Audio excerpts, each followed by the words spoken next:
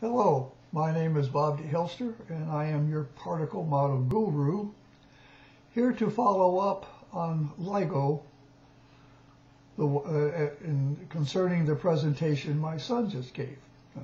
Keep in mind, my son and I agree exactly on what happens, but I'm going to give you the more details on how the particle model explains the LIGO experiment.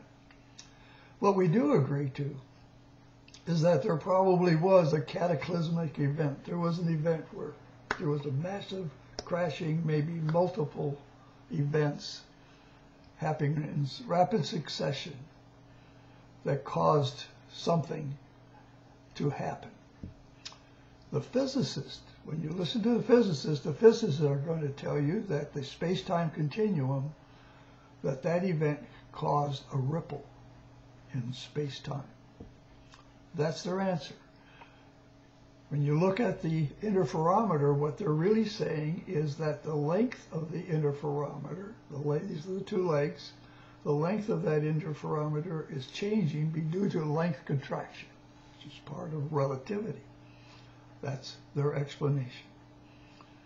The particle model explanation assumes they're correct about the cataclysmic event, but when that happens, you're going to have a release of a lot of particles.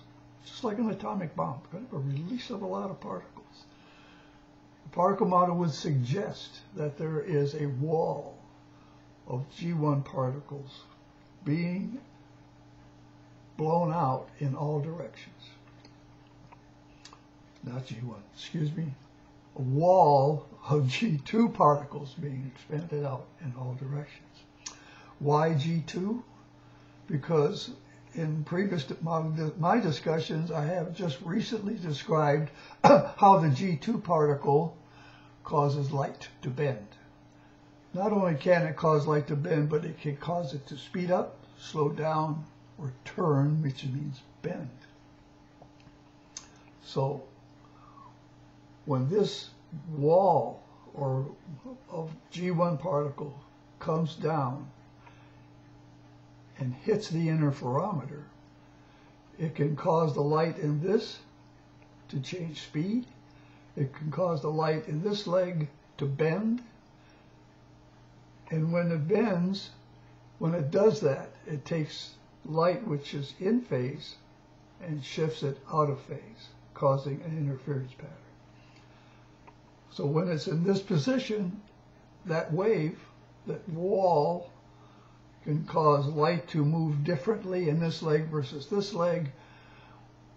If the interferometer was positioned this way at 45-degree angle and the wall came down, it would probably affect both arms of the interferometer the same, and there would be no change in phase. It would stay put, it would stay in phase. Anywhere else besides that position, and the light would go out of phase. That's the particle model. G2 is G2 gravity that can bend light, can cause it to speed up, slow down, and cause the interference pattern in the LIGO experiment. So, as a critical thinker, it's up to you to decide. Listen to the physicist.